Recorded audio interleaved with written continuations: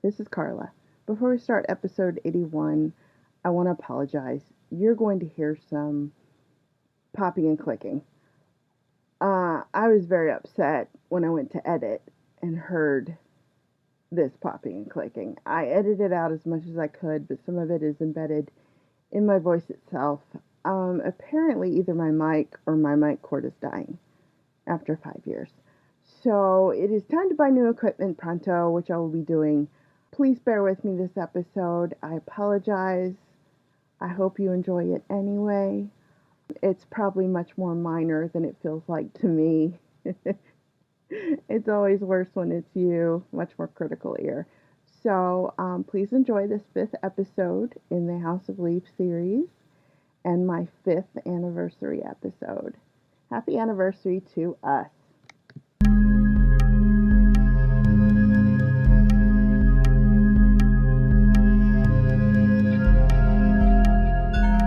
The already foreseen disillusion of the self, in the spirit of the dark, in the spirit of the staircase. Johnny Truant's footnotes to the Nabison record. I don't really think it's a hallway at all. Poe, from Amazed, from the Companion Haunted album. This is Carla.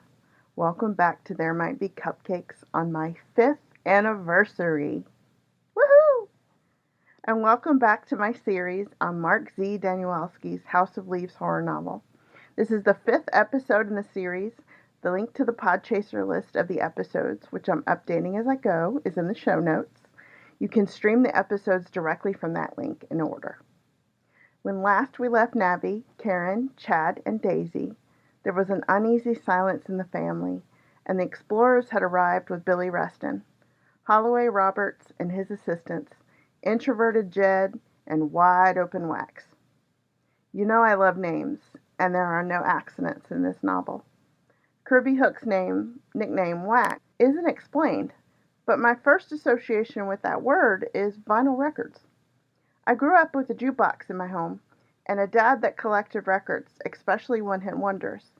You know this story is all about fathers, and came about because of the death of Mark and Annie's father, and everything's connected.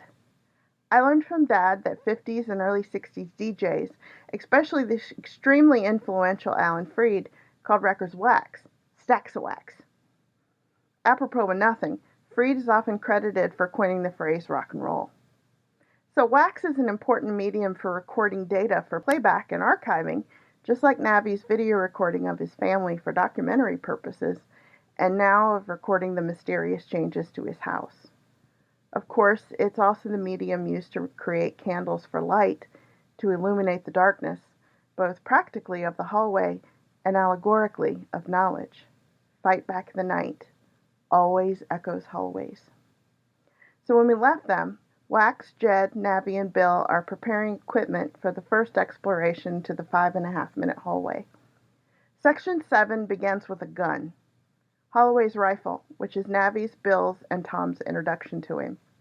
A 48-year-old conquistador with a large beard, large boots, and a Weatherby 300 Magnum standing in the front yard of Ash Tree Lane. Billy Reston had met Holloway at a symposium for explorers 4 years earlier, where Holloway had given a talk on solving problems caused by limitations of current equipment.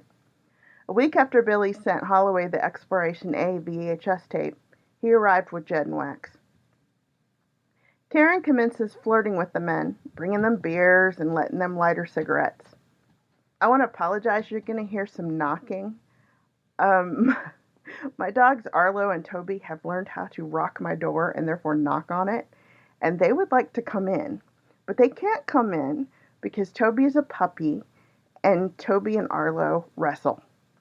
So there's going to be some creepy sounding knocking throughout this episode. I apologize because if I put up a baby gate to keep them further away from my door, Toby will just holler. The joys of having a 6-month-old in the house. Sorry. I guess I'll just add some creepy ambiance. Sorry. Welcome to my world. If you go to my TikTok, there's a video that's got the sound of the two of them wrestling. Anyway, back to Ash-Tree Lane. Karen commences flirting with the men, bringing them beers and letting them light her cigarettes. Navi speaks his anger with all of them into his Hi8 camera. Then we switch in theme to one of Navi's only vulnerable moments other than anger, when he films himself medicating his, quote, rotten feet. Bear with me, this is important. I know it's gross, but it's important. His feet are swollen and red, and every toenail is cracked, yellow, and out of kilter. As Navi says to the camera, quote, perpetuated by a nasty fungus 2 decades worth of doctors finally ended up calling STRESS. The fact that Navidson inserted this here speaks to the stress and lack of intimacy caused by Karen's infidelities. The theme of infidelity continues with Johnny's parents and with Johnny's crush Thumper in the footnotes. This seems a strange thing for me to mention, but toes come up as a motif.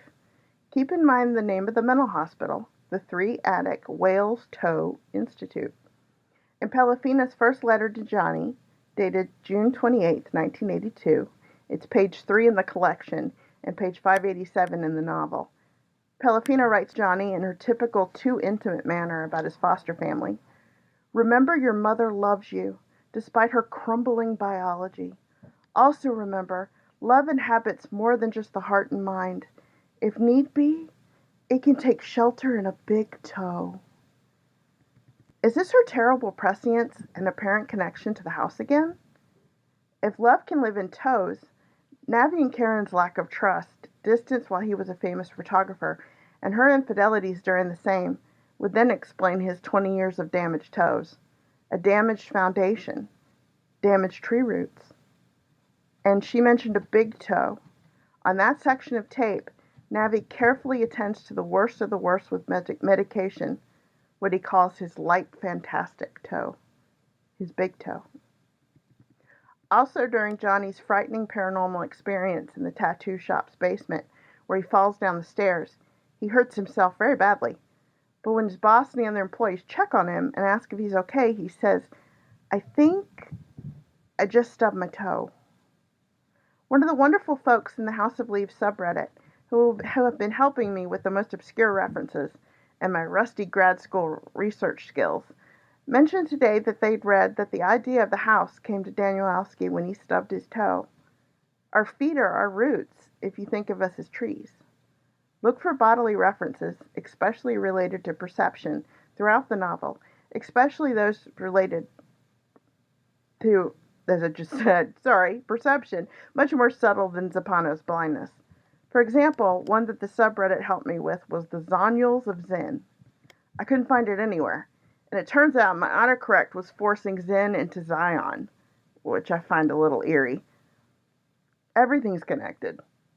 I'm going to quote the helpful user with the awesome username, keep username, right here.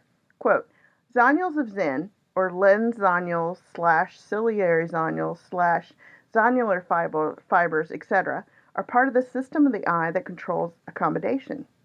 Stimulation or relaxation of accommodation causes the ciliary muscle in the eye to contract or relax.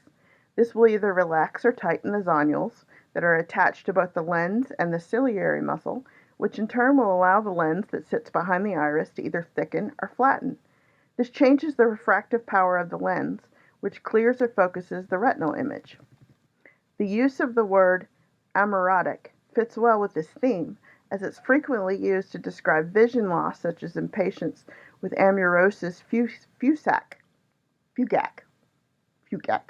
yes, Fugax, aka transient vision loss. Also of note, the zonules of the eye can be weakened or actually snap due to trauma, unquote. And here's Johnny's relevant notes. This is the quote.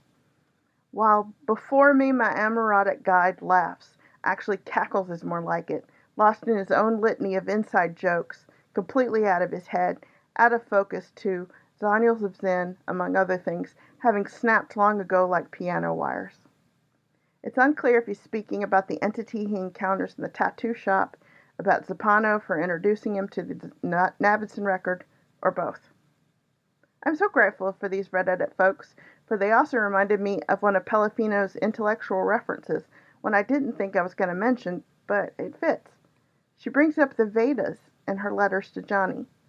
They are the oldest Hindu scriptures written in Sanskrit, and they have an emphasis on what is heard opposed to what is remembered. More sensory input. Think back to the growling that Navidson heard when he got lost in the 5.5-minute hallway from the last episode. Think about the 5.5-minute hallway which defies time, physics, and scientific measurements. Do you trust what you remember or what you perceive? Johnny made another bodily reference in this section, so I'll just insert it here as we're talking about perception and physiology and sensory input. Quote, fictive tooth improv.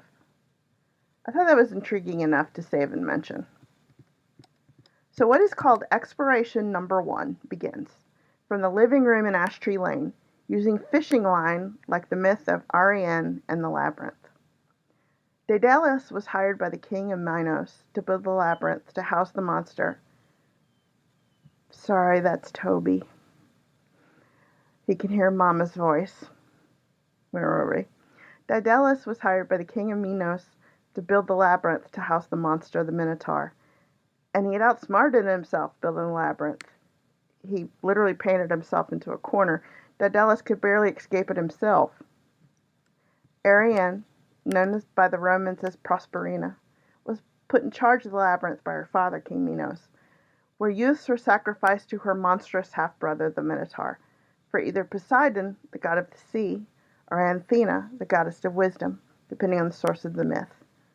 One year, the handsome Theseus was one of the 14 youths, 7 girls and 7 boys, to be sacrificed. Ariane defied her father, so many father themes here, to save Theseus by giving him a sword and a ball of thread so he could slay the monster, then find his way back out of the maze. This story is depicted in Homer's Odyssey. And as I say, everything is connected.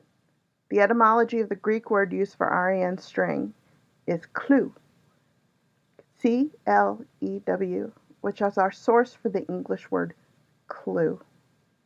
I love that so much. I geeked out really hard when I found that out. So our explorers gather their equipment for their first exploration. Their clue, 2 miles of their fishing line, and lights. Jed, Wax, and Holloway hear the growling as well. The growling Navi heard. When they return on tape, we watch everyone watch their high-8 exploration tapes, and we see them impossibly turn left and left and left and left again. When they run out of line, out of clues, they film a ceiling at least 200 feet above them, an opposing wall at least 1,500 feet away. The walls continue to shift. Exploration 2, the next day. Now 4 spools of fishing line, 8 miles worth, plus flares, plus neon markers for writing on walls and floors. This lasts 8 hours. The 3 find a staircase, 200 feet plus in diameter, which spirals down into nothingness. Sit with that distance a moment and think back to what's needed for an echo that we talked about in episode 80. 200 feet is more than half the length of a football field. Also, I don't know if this is a cheeky clue left for the Intrepid, but I did the math, and 200 feet is 66.66667 yards. The yardage of the beast. I love it. The team drops flares down the staircase and do not hear them hit the bottom. Too vast to hear the echo. Because of the sheer magnitude of the hallway and its darkness, the camera is struggling to capture it faithfully.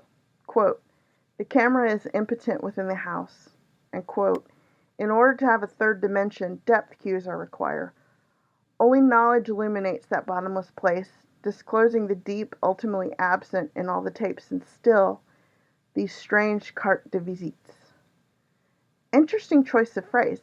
A carte de visite is a Victorian custom. It's a business card-like card with one's name engraved upon it that you would leave on a silver tray, either inside the front door or with a servant if the person you'd come to see were not available, to let them know you'd been there. It's like the Navison record tapes are their messages of visitation to the house. That's an eerie thought. I'll pause here and recommend media, as I always do. If you're enjoying this agoraphobic horror, I have more for you. I am agoraphobic. It's in the sense that I fear being too far from safety, and I think that comes with being chronically ill and disabled. I'm doing the math on these explorations. Number 2 is 8 hours. That means they went 4 hours in, so they were 4 hours away from Bill, Tom, Karen, and Navi, and first aid, and the rest of the world, and the walls may have kept changing, which is a lyric in Haunted, one of the songs on Poe's album. The movies and books that have allowed me to push these same buttons safely have been The Descent 1 and 2, which are brilliant cave exploring horror. Spelunking just frightens me so much. The first one has an all-female cast, which is just fabulous. 2021's The Deep House, which is an underwater haunted house. Trust me, I know that sounds weird, but one of the last shots had me shook for a little while. And H.G. Wells' classic Journey to the Center of the Earth, narrated by the sublime Tim Curry. Tim Curry can narrate an audiobook, let me tell you.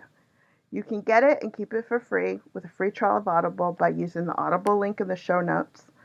I listened to this in the car while working, while driving from work site to work site with the sun, nice sunlit day, and I was near panicking doing the math. No, don't go one more day inward. That's another day of supplies you don't have. Oh no, now they're in the dark. I thought I was going to have to pull the car over. I'm being honest, I'm a little embarrassed by that, but it's true. And the last one, of course, which I've mentioned in this series before, is the Blair Witch Project. Not being able to trust time and physics is terrifying to me, and so I love the Blair Witch universe. All of these are linked in the show notes. So I digress, as I've been digressing for 5 years now. My mind is always making connections. Always. Never stops. It's why I podcast. If you're new here, welcome to my mind. Always echoes hallways. So the 3 are going into the 5.5-minute hallway again for exploration number 3. They are gone for 20 hours this time. And a Blair Witch event happens. Either the house is growing or time has slipped. They spend 7 hours walking down the spiral staircase.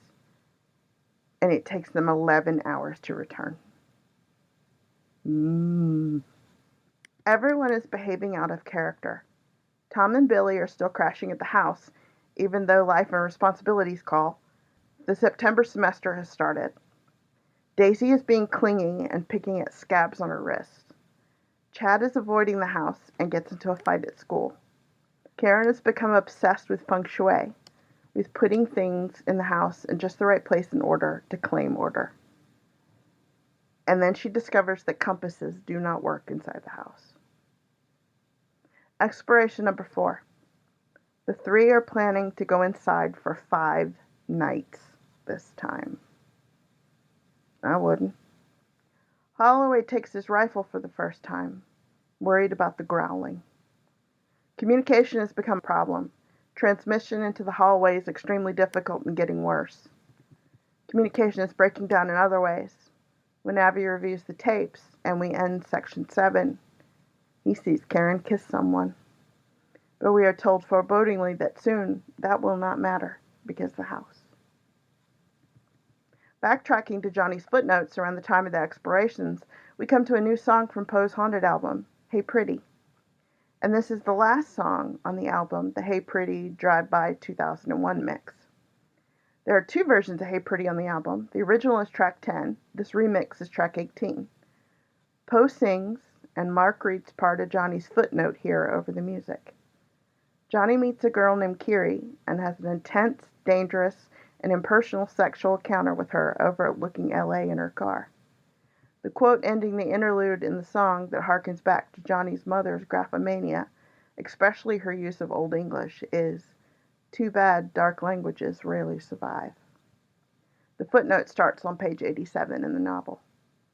Johnny actually hooked up with Kiri because he told Lude he needed a German translator for the Navitson record.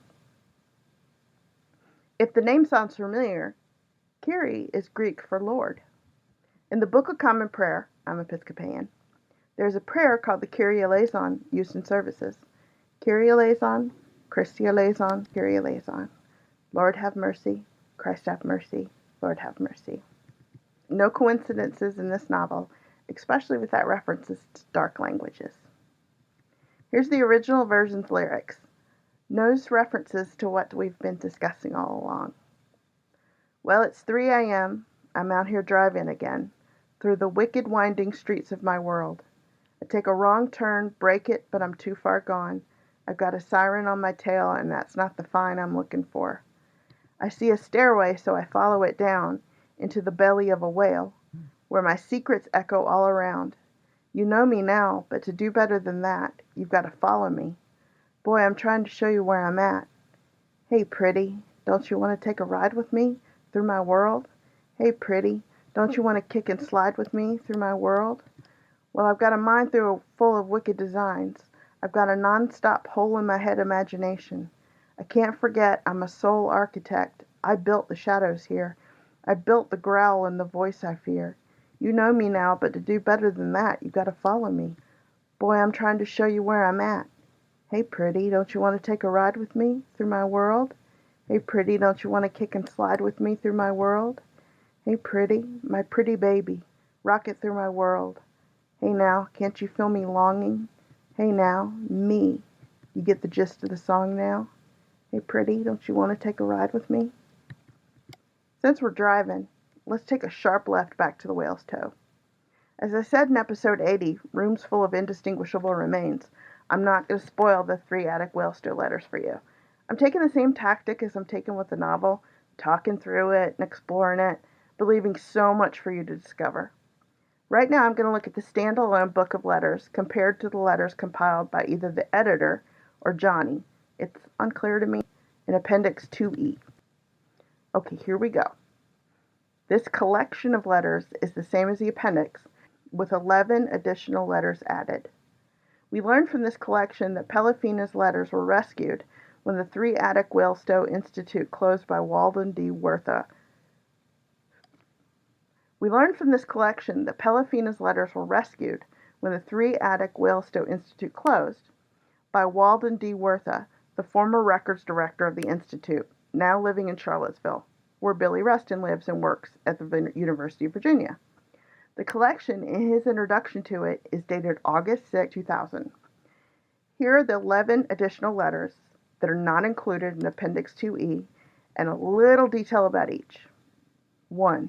March 9, 1983, the first psychotic letter, and the first cybertext letter, aka the first letter written ergotically. 2. June 24, 1984, grandiose declarations for Johnny's birthday and creepy flirting with him. 3. November 6, 1984, quote, my frayed brain weave. 4. November 9, 1985, psychotic and ergotic, with a fascinating quote perhaps hearkening back to the song Spanish Doll. Do you dream of Spain and wrap your designs in shades of red? 5. March 17, 1986, quote, void to the distant. Clear to me from these last 2 letters that Johnny's mother is in some way in love with him. 6. January 6, 1987. Johnny is nothing without her. This letter is ergotic cybertext and signed P instead of Mommy. 7. February 14, 1988. Ergotic cybertext. She draws a corridor with question marks. You can see this one on the podcast Instagram, There Might Be Cupcakes, and it's on page 55 of the collection. 8. February 23, 1988. She speaks of a haunted home, artichokes, and the sea again. 9. March 18, 1988. To me, this reads like a spell to bind a liar from lying any further. It reminds me of the white ribbon binding spell from The Craft. It's on page 57 of the collection. 10. December 23, 1988. A letter of intense self-pity. You're all I have, with veiled threats of suicide. 11. December 24th, 1988. She talks about blindness, think of Zappano, about being a tree, and it's one of the only letters in the entire collection that she did not sign at all. The dates of all the letters go from July 28th, 1982, 1 year after her husband and Johnny's father's death, to May 3rd, 1989. Before I continue with this compendium, I want to use this to update my compiled timeline from episode 80. Here we go. 1720, Ash Tree Lane is quote-unquote supposedly built in this year, according to the realtor. 1981, again according to the realtor, a family wanted to build an L extension to enlarge the house. Then they moved out because they wanted something much smaller. July 1981, Johnny's father died in a truck accident. July 28, 1982, Johnny's mother, Pelafina's first letter from 3 Attic Whalestoe Institute to Johnny. March 9, 1983, the first psychotic letter from Pelafina to Johnny, and the first cybertext letter, aka the first letter written ergotically. June 24, 1984, and November 6, 1984, 2 extra disturbed letters from Pelafina. November 9, 1985, Pelafina letter stating, quote, "Do you dream of Spain?"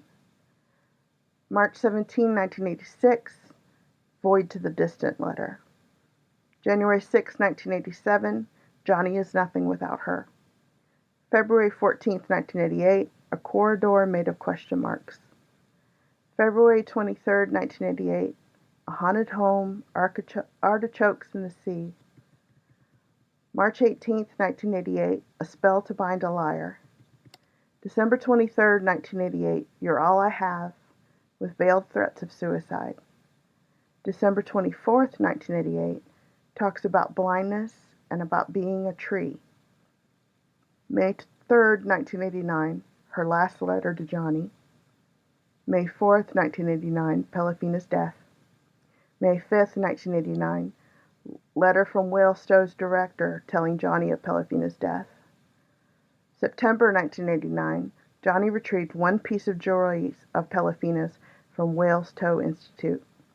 October 31st, 1998, Johnny's introduction to the Navidson record. He found it in Zappano's apartment. April 1990, Will begins recording documentary videotapes of his family in his house, the beginning of his documentary project. June 1990, the date of the 2 exploration videotapes, A and B. June 21st is Johnny's birthday. 1993, 3 years later, Miramax purchased the 2 exploration videotapes and all of Navidson's documentary tapes, compiled them, and put them out as the movie The Navidson Record. Same year, the 3 Attic Whalestoe Institute closed. August 6, 2000, the date of Walton D. Wythra's compilation of Pelafina's letters, with 11 extra letters included. So, who was Walden? You know why his name was chosen. Walden Pond was a retreat in Massachusetts chosen by philosopher and writer Henry David Thoreau to get closer to nature, closer to himself, and to find peace. Walden and Pelafina's one important conversation took place in nature, on the pretty grounds of the 3 Attic Whalestoe Institute. Walden D. Wythra has deep and complex feelings about Pelafina, even though he admits he only spoke to her 4 times in total. Remember, he was not a mental health professional, but only in charge of records management. I assume, in light of his intense feelings and attachment to her, that he abused his position and read her confidential files. Boundaries are a major theme in House of Leaves. An example of this is his dedication to her of the compilation of her letters in French, Les jours s'en vont tout de mieux. Excuse my pronunciation. Quote, "The days go away, you stay." Note he used the informal and affectionate version of you in French, tu rather than vous. It's so odd. This connection between a records clerk, a man who organizes and works with facts, and a floridly psychotic woman who is obsessed with her son, has no friends, and talks about being a tree. Was he seduced by her words, by her pretentious graphomania?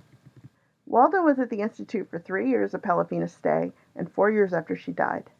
As I said, they only spoke 4 times in total. From what I know of my time as a therapist and a mental health case manager, They had really no appropriate reason to speak at all. His reason for archiving and publishing her letters is given as, quote, "The effects of the mad are considered as best furniture." He lamented that the lives of the hospitalized mentally ill get lost and become ephemera, which is also a theme of House of Leaves. I'm not going to go through all of Pelifina's hypergraphic/pretentious literary and language references, because I want to leave many of them for you to discover and look up for yourself. I will list French, Spanish, Latin, and Old English translations on the website entry for this episode as a resource. Again, shout out to the House of Leaves subreddit for the Old English translations, which I'll approach in a moment. Gold continues to be mentioned and played with as puns and plays on echoes in different languages, since it sounds similar, for example, in Italian and Spanish. Pelifina refers to Johnny as Bambino d'Oro, child from gold, which is an echo of a common phrase, child from God. By the by, I looked up the meaning of the name John, because of course I did, and it means God is gracious. He was golden to her, but in the most inappropriate manner. She speaks of him to him as if his very pores shine, and he is the only person in her life other than the director of the Institute, and Walden, but he's never spoken of in her letters at all, oddly enough. Pelifina speaks of Johnny's letters and visits as if they are in love. She fuses of one letter that it made her feel like a schoolgirl in knee socks.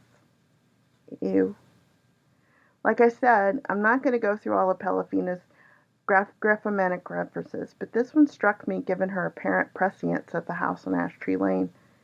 She mentioned Clytemnestra, the wife of Agamemnon, sister of Helen of Troy. Clytemnestra murdered Agamemnon and Cassandra, and that's what caught my eye. Cassandra in Greek mythology was known as a teller of the future who was not believed, to the detriment of all. Clytemnestra was eventually killed by her son Orestes, her son by Agamemnon. These stories are told in my pronunciation, Achelestes or Orchestra. Orestia. That's it, Orestia. And Euripides, Ipanagina, and Alice. And in that unrelated good stuff that you love me for, the 2007 horror movie The Killer of a Sacred Deer, starring Nicole Kidman and Colin Firth, was based upon that Euripides play, which I'm not going to try to repronounce. 5 years of delightful digressions. And that horror movie is something to watch, let me tell you. It's definitely a one-timer. What did I just see that was really interesting? Back to Pelifina and her disturbing digressions. Let's get away from mine. Walden, the information director that compiled Pelifina's letters, described an interaction with her that could be considered highly inappropriate given his job. They basically had a small picnic on the grounds of the mental institution, one of the 4 times that they spoke. Pelifina, after grilling him about details of his life, asked him about the words he lived by. He told her it was Galileo's truth is all, as he says, especially in the face of adversity. She profusely agreed, even though she does play with the truth. And yet that is not what Walden said to her in Latin.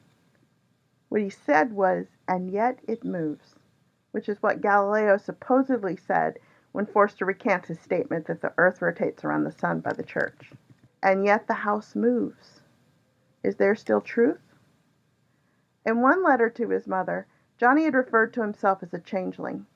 A changeling in fairy lore is a child that the fae exchange for another in infancy.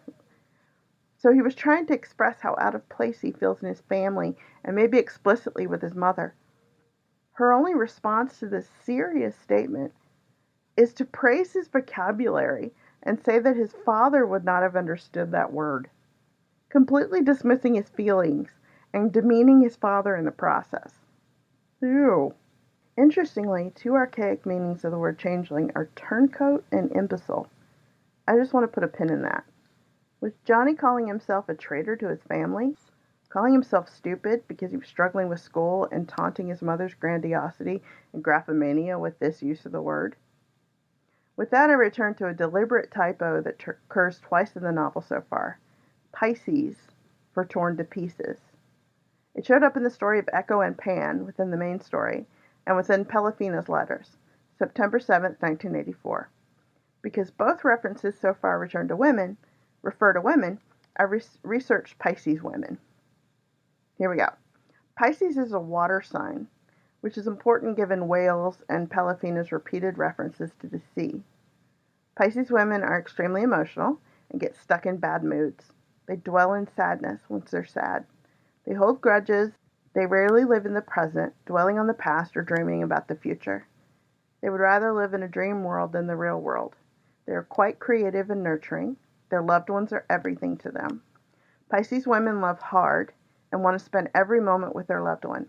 They're extremely sensitive, and if you're dating them, you might need to check in with them every single day or they'll worry. Please don't be offended, Pisces listeners. I'm a Pisces moon myself, and I picked the specific items that sounded the most like Echo and Polyphena. Now we turn to the pin I left last episode. The engineer Billy Reston's calling the house changing shape and growing a goddamn spatial rape. This echoes something from Polyphena's letters, something she wrote in code for Johnny. The letter is dated May 8th, 1987, and I'm not going to read it for you because I want to leave the code for you to decipher. It's simple. It's the first letter of each word. I do want to point out that there's a second code hidden within the first that Polyphena does not tell Johnny to decode. Look at the random capital letters within words and write them out. They spell something as well. Have fun. I will tell you that within this letter, Polyphena claims, for this time only, in all her letters, that staff of the Whalestoe are raping her. Interestingly, in this letter, she uses the phrase bag of bones. I did check, and Stephen King's Bag of Bones was published in 1998, 2 years before this novel was published. So this may be a reference to that novel about a haunted house and secrets underwater. We shall see. One more of Polyphena's grandiose illusions for now. Well, two actually. Twice she writes to Johnny, her teenage son, who is struggling with abusive foster parents in new schools, and an overbearing mother, and the death of his father, in Old English. I bet that made him feel mothered and taken care of and nurtured. I was able to translate the French and the Spanish and the Latin. Thank you, Duolingo, you cute little green owl. But I was completely stumped by the Old English. So I turned to the kind folks at the House of Leaves subreddit. I got a response within minutes from the wonderful user Cacti Blossom. December 24th, 1983, is a quote from the poem The Seafarer. Quote, "Great is the fear of the Lord, before which the world stands still." A reference to time slippage, perhaps? The context is that Polyphena is praising Johnny for getting in fights at school, calling him a Viking warrior.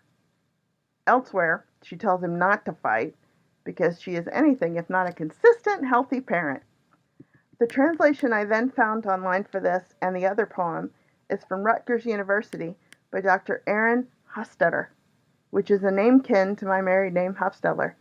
Synchronicities in Twilight language just teems with this novel. I won't read the whole thing, but some of it is definitely of note, especially how the sea keeps coming up, plus measuring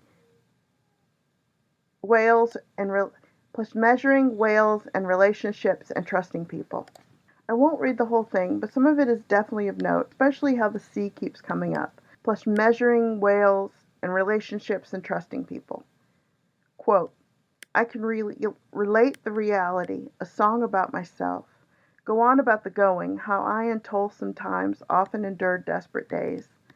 Bitter breast cares have I abided, explored in a boat many sorrowful places, the terrible tossing of waves, where the narrow night watch often seized me at the stem of the ship, when it crashes upon the cliffs.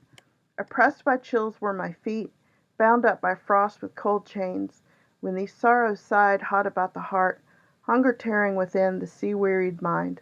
He does not know this fact, which dwells most merrily on dry land, how I, wretchedly sorrowful, lived a winter on the ice-cold sea, upon the tracks of exile, deprived of friendly kinsmen. No sheltering kinsfolk could comfort this impoverished spirit. Therefore they come crashing now, the thoughts of my heart whether I should test out the profound streams, the tossing of salty waves, my mind's desire reminding me at every moment, my spirit to outventure that I should seek the homes of strange peoples far from here. Therefore now my mind departs outside its thought locks, my heart's inside with the ocean tide, across the whale's domain, departing broadly, the corners of the earth, it comes to me, gluttonous and greedy, the lone winged keens, wetting the heart without warning along onto the deadly way, along surface of the waters. Nor can the flesh home when the life is lost, swallow down sweetness, nor suffer sorrow, nor stir its hands, nor think with its mind. Although one's brother may wish to strew the grave with gold for its sibling, to bury beside the dead many treasures that he would wish him to have, that gold cannot comfort him, the soul filled with sins, which he had hid before now while he was alive, from the terror of God. Mighty is the fear of the measurer, therefore the earth shall be changed. He established the unrelenting ground, the corners of the earth and over heaven. Foolish is he who dreads not the Lord, his death come unexpected. Blessed is he who lives humbly, his reward comes in heaven. The measurer endows the heart in him because he believes in its power.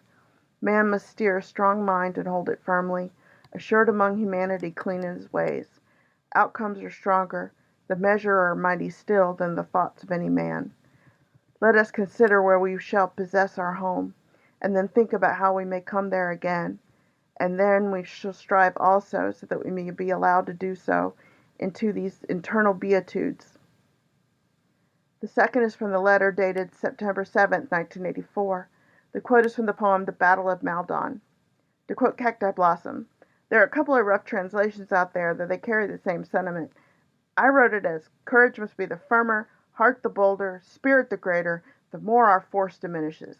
But I also found it translated as, thought shall be harder, heart the keener, mood the more, as our might lessens. This is a ballad of a Viking battle. In this letter she tells him not to fight, and yet quotes from this battle. Pelafina is confounding and exhausting. A song that I mentioned but didn't explore last episode is Spanish Doll, track 14 on Poe's Haunted album. I did read the lyrics in episode 80. Not only does Pelafina repeatedly mention a Spanish doll in an attic, other phrases in this song are repeated in her letters, such as, why did you leave me here, and you'll always be here with me. The last stanzas of the song sound like both Pelafina and Karen, both also needy, inappropriately hyper-flirtatious and controlling. Both practice their smile in a mirror as a child, as I mentioned in the last episode. Then there's 5.5 Minute Hallway, track 8. I also read those lyrics in the last episode. It sounds to me like it is both written in Karen and Pelafina's point of view. Plus it speaks of letters unwritten, which references Pelafina. The reasons I believe this song is in their voices are control issues, intimacy issues, distance as a metaphor, communication, including echoes, time, which goes back to the idea of animals versus humans in the house. The reference to letters unwritten refers to both a note in the beginning of the Whalestoe letters collection that some of Pelafina's letters may never have been sent to Johnny, which is unclear. Also, we see in her letters that she repeatedly became confused about Johnny's letters. Pelafina also made several references, as I've said before, to hallways in her letters to Johnny. Then we return to Exploration B again. Track 1 of the album is short. Phone call to mother announcing father's death and asking for a release of grudges. Remember what I said about Pisces women. Now we know that Pelafina was notified of Johnny's father's death while hospitalized in Whalestoe. The grudge can refer to why she's committed. I'll leave that for you to discover. Now we come to 2 more songs that have come up in our reading. Dear Johnny and Lemon Meringue. Dear Johnny is track 11 and is quite short. The lyrics are as follows. Johnny dear, don't be afraid. I will keep your secret safe. Bring me to the blind man who lost you in his house of blue. Pelafina references blindness in her letters. And remember what I said earlier about all the biological references in this novel to perception and senses. Of course, the direct reference is Zabano. The creepy inference is that Pelafina had prescience about Zabano. We know from my timeline that she died before Johnny was introduced in the Adamson record. As well, Johnny keeps a lot of secrets that aren't technically necessary. So much detail obscured from his father's obituary, even the date of publication in the newspaper. As for the House of Blue, remember back to the first episode, 68, when I talked about all the different versions of the novel. In all color editions of the novel, every single time the word house appears, it's blue. One more song from Poe's album is referenced so far in our House of Leaves journey, Lemon Meringue, track 13. Here are the lyrics. Hold on, you gotta wait just a minute. See the cookie jar? I've got my hand caught in it. Just let me try to explain. You know I've been a good girl, but I've hit a limit. I know there's not a lot of logic in it, but my life's been feeling to me like lemon. Sometimes it tastes so bitter, like lemon. I gotta make it sweeter. Stop right there before I get bitter. There's gotta be a way to make it sweeter, a little more like lemon meringue. So the other day, well, I found me a lover. Had a little hustle under the covers. It was delicious to me. Can't you see me there? Daydreaming of our future. Painted such a pretty picture. But my prince, he never got back to me. Like lemon. Sometimes it tastes so bitter, like lemon. I just gotta make it sweeter. Stop right there before I get bitter. There's gotta be a way to make it sweeter, a little more like lemon meringue. And then Mark and Annie's father speaking. It is November 6th, and we are in Madrid, Spain. It is a very special day, and to celebrate it, Annie will sing a song. Now, I know there are no coincidences in this novel, so I checked the date November 6th against the 11 omitted letters in the Whalestoe letters, and there is one November 6th letter, 1984. It's the Echo Rooms Upon Rooms letter that I used for the title of episode 80. Everything is connected. In Pelafina's November 7th, 1982 letter, Pelafina uses lemon meringue pie as a reference to mothering and being mothered. And she continues to mention lemons in her letters, talking about wanting lemons and artichokes over and over to Johnny. And don't forget, lemons grow on trees. Finally, I hear Karen in the sexual dalliance stanza. I want to mention two more things about Pelafina's letters. She makes a mention of Victoria Lucas. That was Sylvia Plath's pen name for the bell jar, her fictionalized autobiography about her mental illness and hospitalization. There's also a lovely pun in the letter notifying Johnny of Pelafina's death. The director mistypes her last name, Lefevre. I don't think I'm pronouncing that right. It's Lievre as livre, which is French for book. I love that. I leave you this time with Johnny's words of warning and fear about the Navidson record at the end of section 6. Quote, I'm afraid. It is hungry. It is immortal. Worse, it knows nothing of whim. Thank you for continuing this journey into the House of Leaves universe with me. And thank you for continuing this 5-year journey with me on this, my 5-year anniversary. On April 28th, 2017, I published my first episode, Poe and Carla and Cupcakes, Nice to Meet Ya. I was so nervous that I actually wrote my brief pauses into the script so that I didn't talk too fast. I really did, which I know I do when I'm anxious. I really did. My first script had pause, brief pause, very brief pause written in. I told my story, explained the story of Cupcake, and read some Poe for you for the first time in many. And I thank you, for with every download and every share and comment on social media, my confidence grew, and my desire to tell stories and share my writing was encouraged even further. I'm humbled by my audience's attention and love. Thank you. 5 years worth of thank yous. I've outlined my celebratory plans for this anniversary in detail for paid Substack and Patreon subscribers. Basically, I'm going to revisit my first 5 years worth of episodes in order as appropriate and update them. So, as example, for a fresh of my first episode, to reintroduce everybody and update to who I am and what the podcast is. And then, episode 2, perhaps more of my Bonnie Mommy story of that novel, an accompanying update on what Casey Anthony and her family have been up to since 2017, and so on. This should be a fun exploration and celebration. As well, I'll be continuing this House of Leaves series and beginning my deep dive series into exploring Buffy the Vampire Slayer as announced on my Substack. The link to my Substack is in my show notes. Please join my Substack, join Patreon for ad-free episodes and PDFs of episode scripts and more, And check out my new free horror discussion and promotion forum at theremightbecupcakes.com/horror. I have a lot of horror author friends that are going to join once convention and book signing season settles down and they can sit in front of their computers again. So happy anniversary to There Might Be Cupcakes, to me and to all of us. Please stay with me for the next 5 years for more reading, storytelling, and finding cupcakes. Today feels like a birthday of sorts for me. I'm going to go buy myself a new podcast shirt from Society 6 once I'm all done with this episode, just for the celebration of it. One more fun thing for my anniversary on these sections of House of Leaves. In one of Zappano's footnotes on page 91, there's a shout out to my grad school alma mater, Boston University. Go Boston Terriers! It's the little things. I love you all. Happy anniversary.